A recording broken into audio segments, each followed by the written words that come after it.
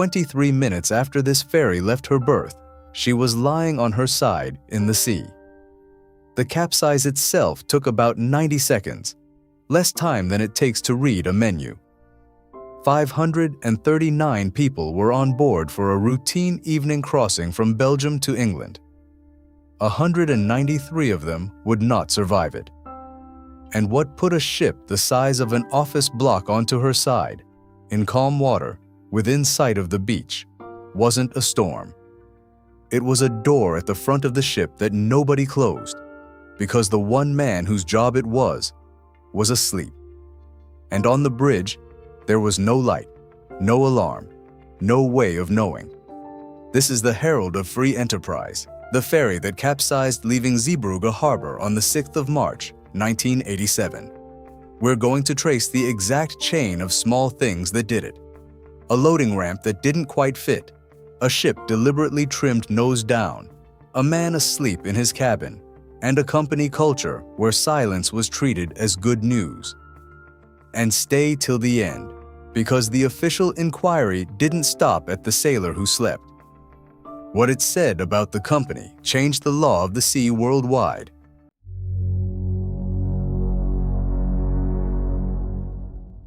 The Herald was a roll-on, roll-off ferry, a ro-ro. The idea is brilliantly simple. Open the bow, drive the cars in, close it, sail, open the stern, drive them out. The price of that idea is hidden in the design. The vehicle deck is one huge open space, running the length of the ship with no walls to divide it. As long as the sea stays outside, that's fine. She was built for the short Dover-Calais run, and she was good at it. 8 decks, room for over 1,000 passengers and hundreds of vehicles. But that night, she was working a different route, Zeebrugge in Belgium, and Zeebrugge didn't quite fit her. At Dover, a double-deck ramp loaded both of her car decks at once. Zeebrugge had a single ramp, and at high water that evening, it couldn't reach her upper vehicle deck at all. So the crew did what they always did there. They pumped water into the bow ballast tanks, tipping the ship nose down by about a meter until the ramp lined up.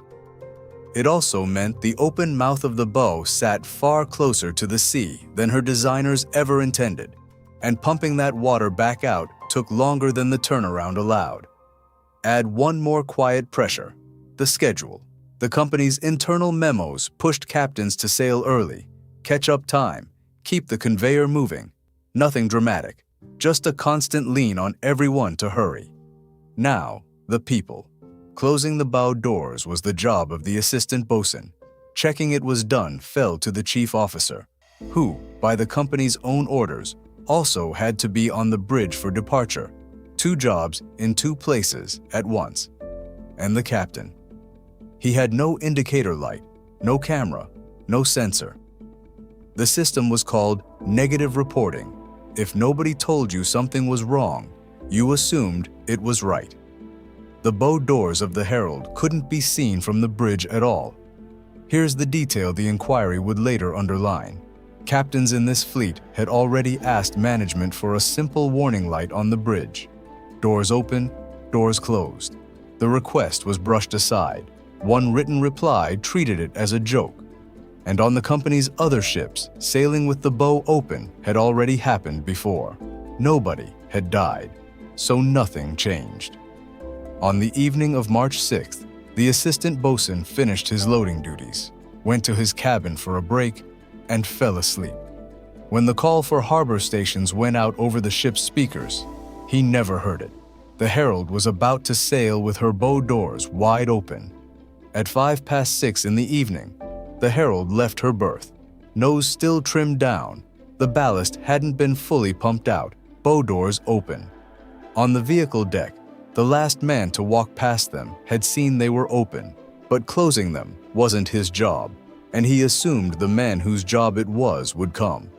On the bridge, the chief officer, rushing between 2 duties, believed the assistant bosun was on his way down.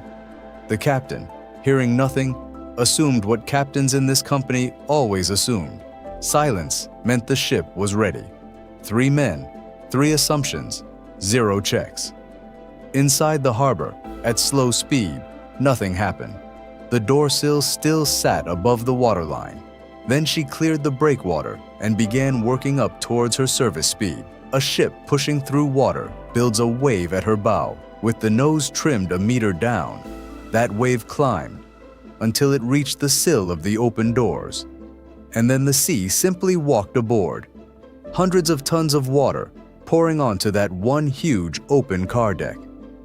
This is where the rowrow design turned lethal.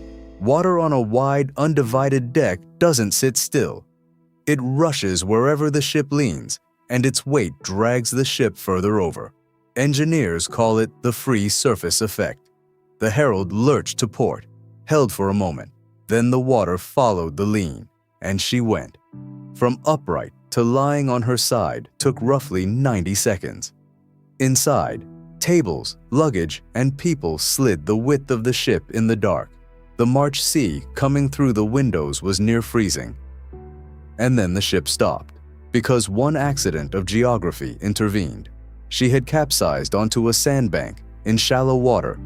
A few hundred meters further out, in deep water, she would have gone all the way down, and this would be a very different story. Passengers and crew found themselves standing on walls, climbing seats that were now ladders in freezing water in the dark. And as the rescue began, one question was already forming. How does a modern ship carrying 500 people sail into the open sea with her front door open, and nobody knows? The crew of a dredger nearby saw her go and raised the alarm. Within half an hour, helicopters, tugs, and Belgian Navy divers were on the wreck, smashing windows, hauling people up through them on ropes. 346 people survived. 193 did not, most of them killed not by impact, but by the cold and the water, within meters of the shore. The public inquiry took 29 days to strip the case to the bone. Yes, the assistant bosun slept, and he admitted it plainly. Yes, the chief officer was given 2 duties in 2 places.